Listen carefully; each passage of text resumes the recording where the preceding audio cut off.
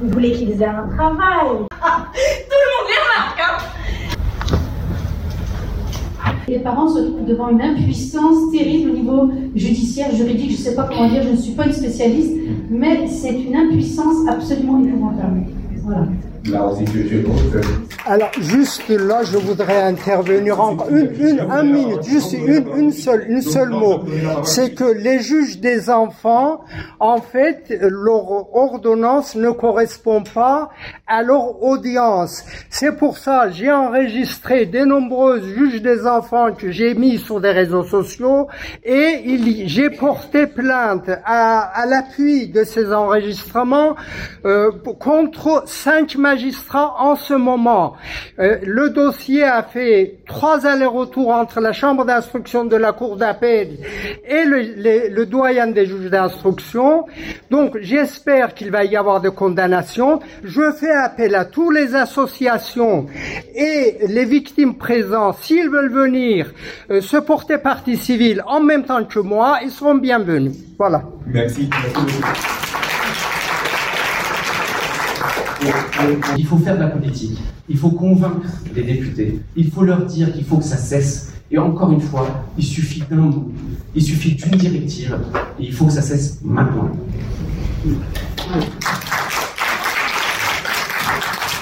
Et qu'on détache les intérêts financiers de la prise de décision. Or, la prise de décision, elle est du placement, elle est faite par les conseils départementaux et l'argent va aux conseils départementaux. Donc, excusez-moi de te couper, c'est que ça soit les enfants placés abusivement ou à juste titre, c'est ce que Chantal est en train de dire.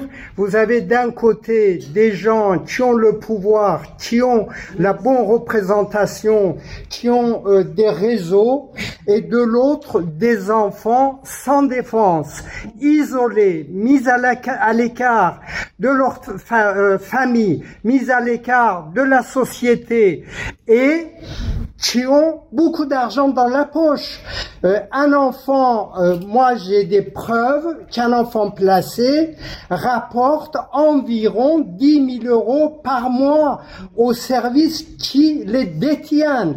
Donc, en parlant de mon propre gosse, on l'empêche, à 14 ans, on l'empêche d'aller acheter du pain et en disant qu'il risque de rencontrer son père, alors que je n'ai aucun problème social, aucun problème de santé et aucun problème de justice. Donc, il faut faire quelque chose pour que ces enfants qui sont isolés, qui sont sans défense, qui ont beaucoup d'argent, aient un pouvoir face à l'institution qui les détient et qui détournent l'argent destiné à leur vie quotidienne et qui les isole et qui les met à l'écart de la société, ce qui fait que à 18 ans, quand on les met à la rue, il se trouve 40% deviennent des sans-abri et où passent les restants de leur vie dans des hôpitaux psychiatriques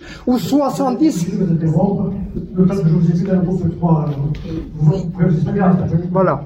Zia a totalement raison.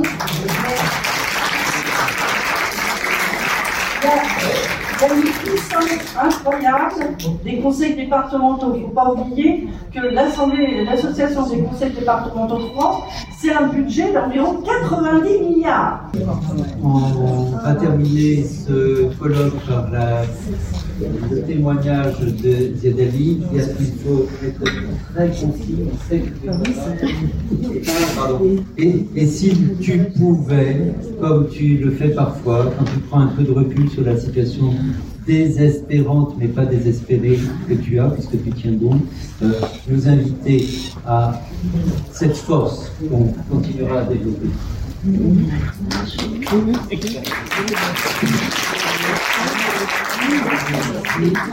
fait, merci pour les organisateurs qui ont fait cette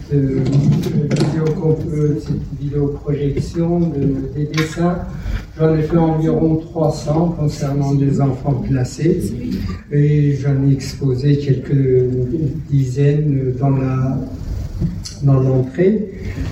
En fait, comme on vit, j'ai aussi pleuré, comme chacun d'entre nous, réveillé à 2h, 3h du matin, en pleurs et pas pouvoir dormir, toujours cogiter, toujours penser à mes enfants. J'ai fait tout ça.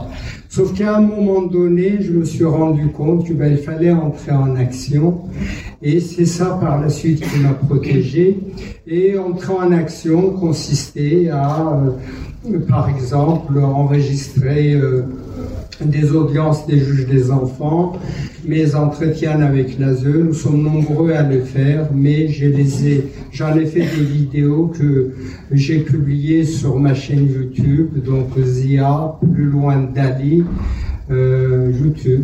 Il y a une quarantaine de vidéos de témoignages, aussi bien des interventions au Sénat, dans les meetings de présidents de conseil départemental, dans les audiences des juges des enfants, dans les audiences des juges des affaires familiales et ainsi de suite, et qui sont toujours publiques.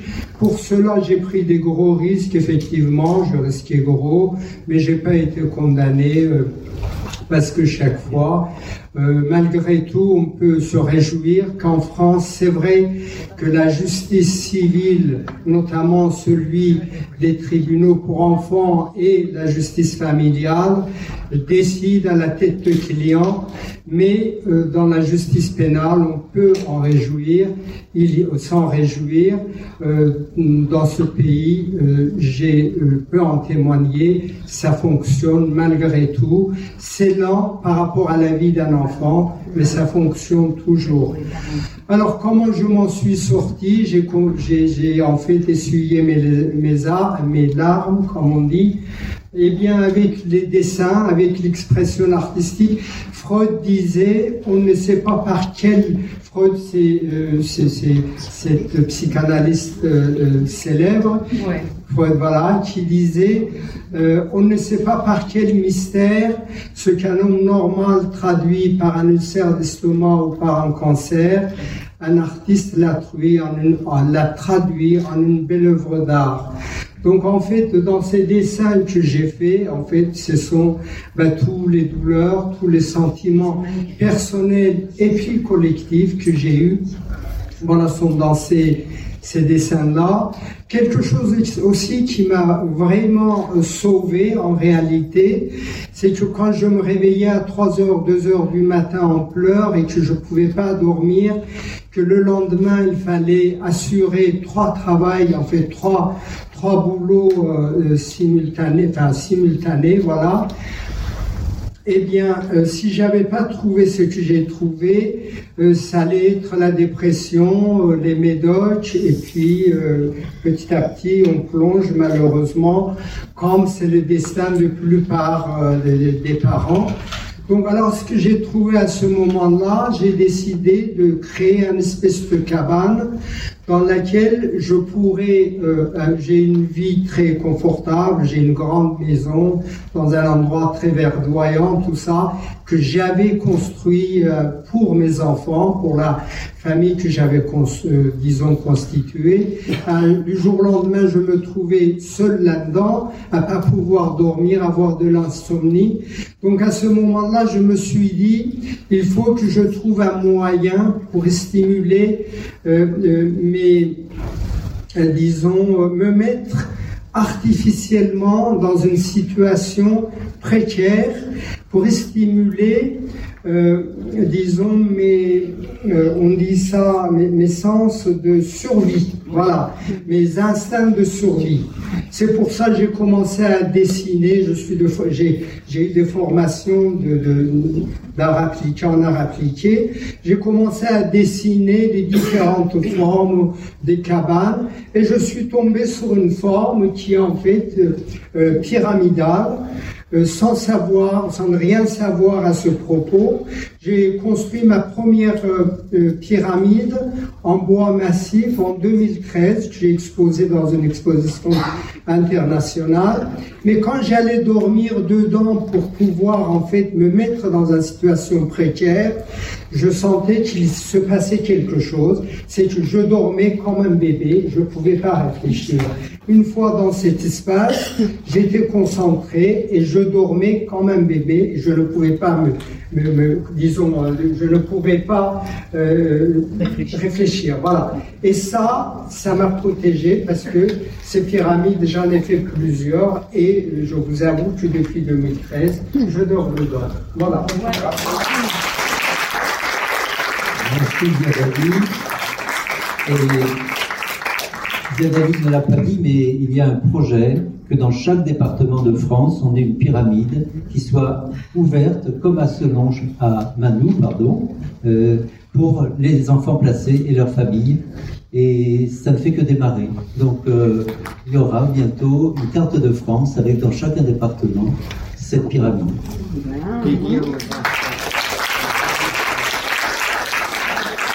Je pense que sur le thème 3, nous avons terminé. Et merci aux contributions des associations. Merci Valérie, merci Lucia, merci Sylvie et merci Sylviane.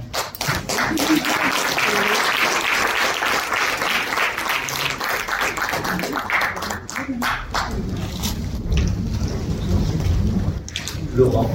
La conclusion. C'est d'accord.